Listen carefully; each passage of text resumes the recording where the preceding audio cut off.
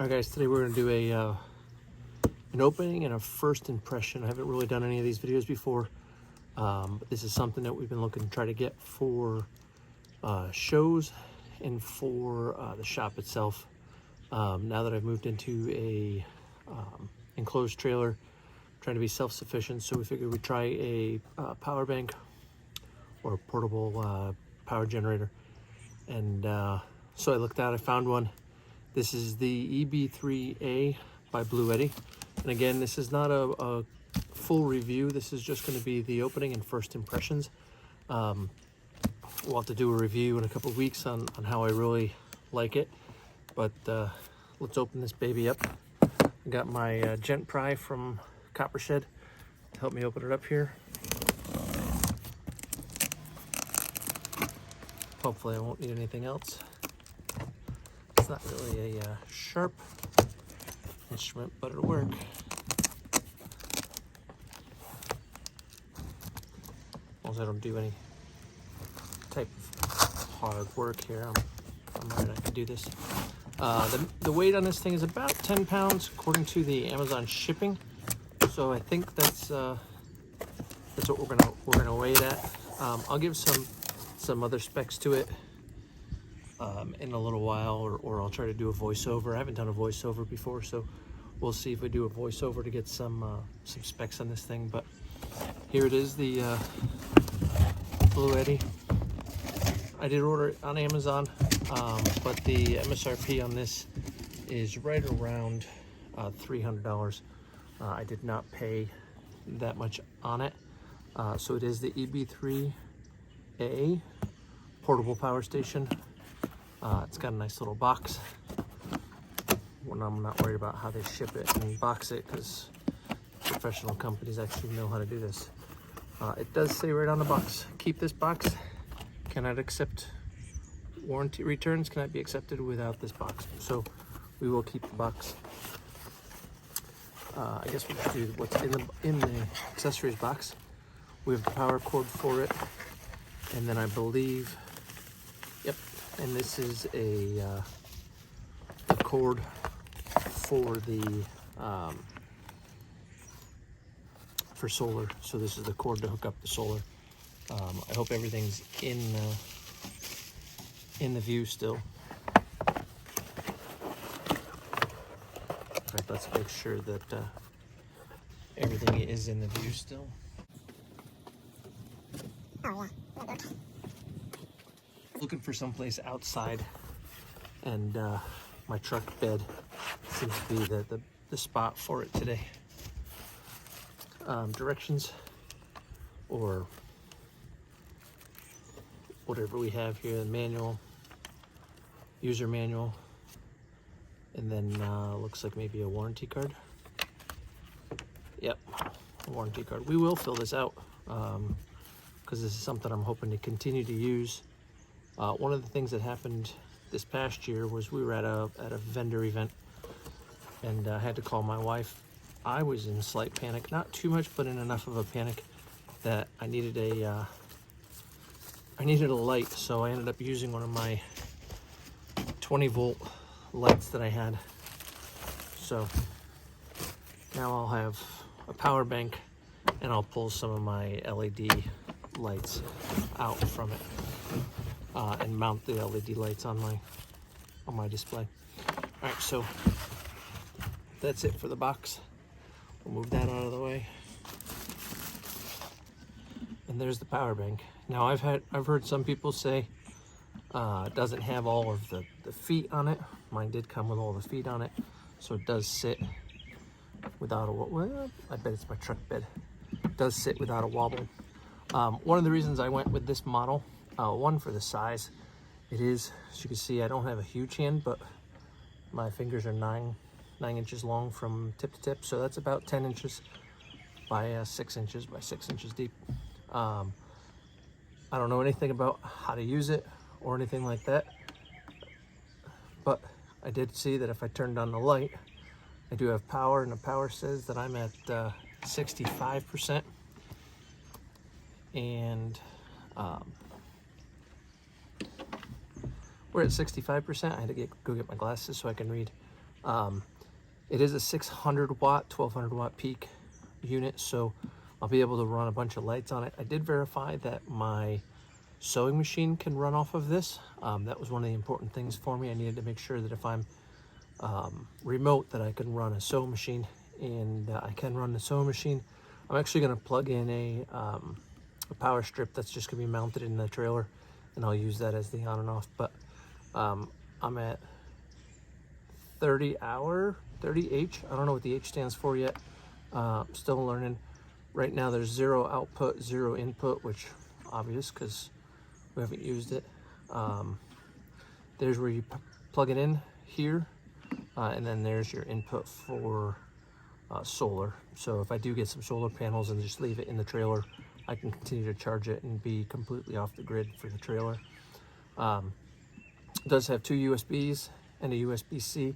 That USB-C is 100 watts, so you can power up your laptop and charge your laptop through here with a simple, also has that 12 volt DC output, the car plug, which a lot of stuff is going away for that one.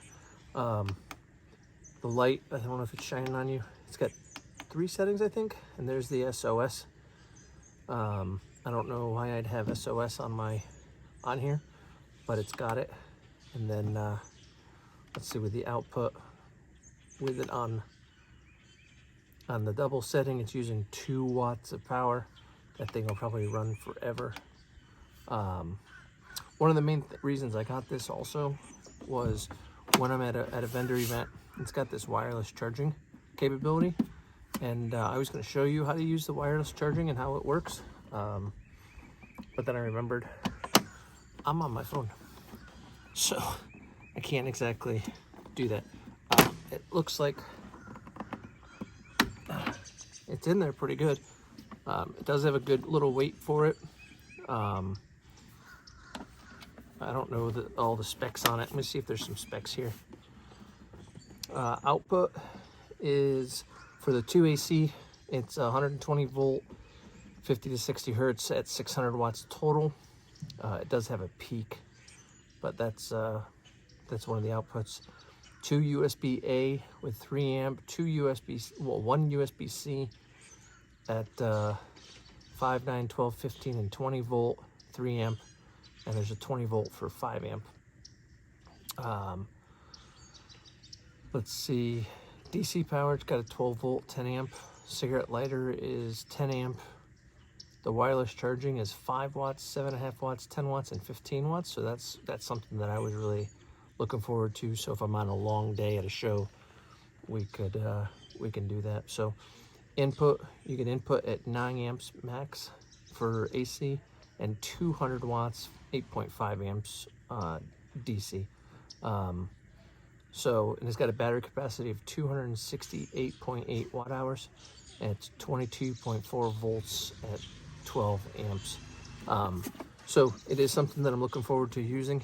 We're going to try to charge it up later. I do understand that you can also use this as an APS or a battery backup system, so that's something that's interesting. So if I'm running everything and I still do that, it'll have that capability. So yeah, that's the first opening and first review or first impressions. I don't feel like it's super like cheap plastic. It seems pretty good. It looks like there's something that I could, if I were going to take it apart, I could open it here. Not really looking to that. There's a bunch of reviews on YouTube that you can check out also.